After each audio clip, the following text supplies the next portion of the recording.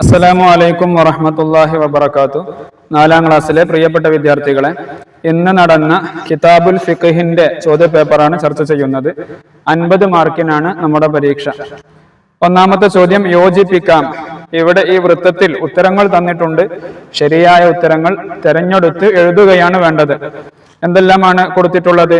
ശൗചം ചെയ്യൽ, മൂത്രം, 200 litre, പുഴവെള്ളം, juice, നായ.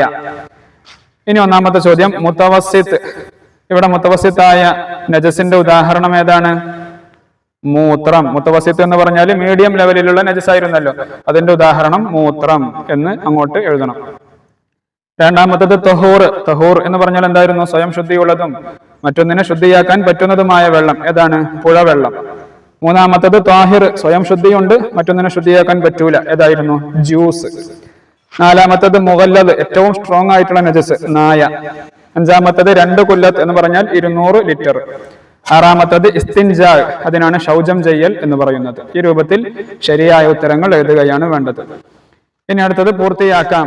ലാ ഹല്ല ഫിൽ ഇസ്ലാമി ലിമൻ തറക സലാ.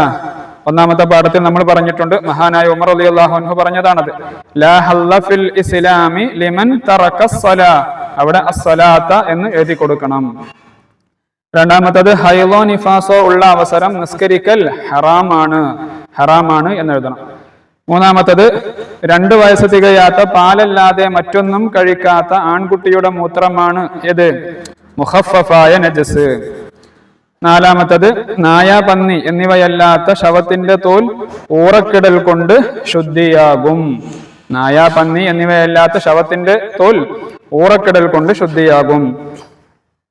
ഇനി അടുത്തത് അഞ്ചാമത്തത് അല്ലാഹുമ്മ തഹിർ ഖൽബി മിനൻ നിഫാഖി വഹസ്സിൻ ഫർജി മിനൽ ഫവാഹിഷ്.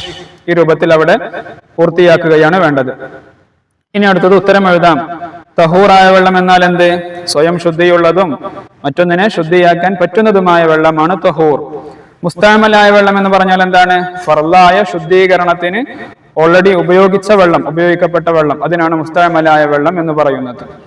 മൂന്നാമത്തത് എന്തുകൊണ്ടെല്ലാം ശൗചം ചെയ്യാം? ഇസ്തിൻജാ ചെയ്യാൻ പറ്റുന്ന വസ്തുക്കൾ എന്തൊക്കെയാണ്? തഹൂറായ വെള്ളം, അതുപോലെ നജസിനെ വലിച്ചെടുക്കുന്ന ശുദ്ധിയുള്ള കല്ല്, ടിഷ്യൂ പേപ്പർ പോലെയുള്ളവ, ഇതുകൊണ്ടൊക്കെ ശൗചം ചെയ്യാം. നിയ്യത്ത് വുളൂഇന്റെ ഫർളാണ്. അത് എപ്പോഴാണ് ചെയ്യേണ്ടത്? മുഖം കഴുകുന്നതിന്റെ തൊട്ട് മുമ്പാണ് ചെയ്യേണ്ടത്. ഇനി അടുത്തത് തെറ്റ് ശരിയാക്കാം. താഴെയുള്ള ഈ സെന്റൻസുകളിൽ ചില തെറ്റുകളുണ്ട്, അത് ശരിയാക്കുകയാണ് വേണ്ടത്. 1, കാരണമില്ലാതെ വലത് കൈ കൊണ്ട് ശൗചം ചെയ്യൽ ഹറാമാണ്. ഹറാമാണോ? അല്ല, കറാഹത്താണ്. അപ്പോൾ കറാഹത്താണ് എന്ന് മാറ്റി എഴുതണം.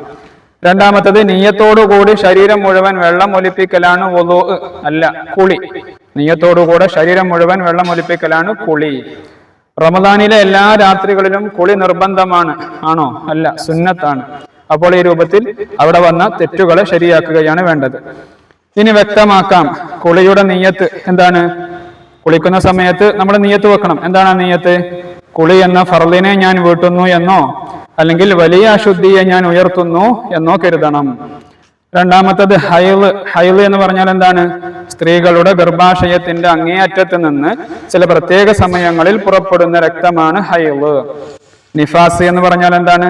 പ്രസവരക്തം അല്ലെ? പ്രസവത്തിന് ശേഷം 15 ദിവസം കഴിയും മുമ്പ് ഗർഭപാത്രത്തിൽ നിന്ന് പുറപ്പെടുന്ന രക്തമാണ് നിഫാസ്. ഈ രൂപത്തിൽ അവിടെ വ്യക്തമാക്കുകയാണ് വേണ്ടത്. ഇനി അടുത്തത് വേർതിരിക്കാം. ഇവിടെ ബ്രാക്കറ്റിൽ മുസ്ലിം ആവുക, 2 കൈയും മുട്ടുൾപ്പെടെ കഴുകുക, ബുദ്ധി ഉണ്ടാവുക, തല അല്പം തടവുക, പ്രായപൂർത്തിയാവുക, തർത്തീബ്, മുഖം കഴുകൽ, ഇങ്ങനെ ഓപ്ഷൻസ് തന്നിട്ടുണ്ട്. അതിൽ നിന്ന് ഫുറൂലുൽ വുളൂ, വുളൂവിന്റെ ഫർളുകൾ ഏതൊക്കെ, നിസ്കാരം നിർബന്ധമാവാനുള്ള ഷർത്തുകൾ ഏതെല്ലാം, ഇത് വേർതിരിക്കുകയാണ് വേണ്ടത്. ഒന്നാമത്തത് മുസ്ലിം ആവുക, അത് നിസ്കാരം നിർബന്ധമാവാനുള്ള ഷർത്തുകളാണ്. 2 കൈയും മുട്ടുൾപ്പെടെ കഴുകുക എന്നുള്ളത് വുളൂഇന്റെ ഫർളാണ്. ബുദ്ധി ഉണ്ടാവുക എന്നുള്ളത് നിസ്കാരം നിർബന്ധമാവാനുള്ള ഷർത്താണ്. തല അല്പം തടവല് വുളൂഇന്റെ ഫർളാണ്. പ്രായപൂർത്തിയാവുക എന്നുള്ളത് നിസ്കാരം നിർബന്ധമാവാനുള്ള ഷർത്താണ്. തർത്തീബ് വുളൂഇന്റെ ഫർളാണ്. മുഖം കഴുകൽ വുളൂഇന്റെ ഫർളാണ്. ഇങ്ങനെ വുളൂഇന്റെ ഫർളുകളും നിസ്കാരം നിർബന്ധമാവാനുള്ള ഷർത്തുകളും അതിൽ നിന്ന് വേർതിരിച്ച് എഴുതുകയാണ് വേണ്ടത്. ഇതാണ് ഇന്ന് 4ാം ക്ലാസ്സിൽ നടന്ന ഫിഖ്ഹിന്റെ ചോദ്യപേപ്പർ. വിദ്യാർത്ഥികളൊക്കെ നല്ല രൂപത്തിൽ ഉത്തരങ്ങൾ എഴുതിയിട്ടുണ്ടാകുമെന്ന് പ്രതീക്ഷിക്കുന്നു. അല്ലാഹു എല്ലാവർക്കും നല്ല വിജയം നൽകട്ടെ. അസ്സലാമു അലൈക്കും വറഹ്മത്തുള്ളാഹി വബറകാതുഹു.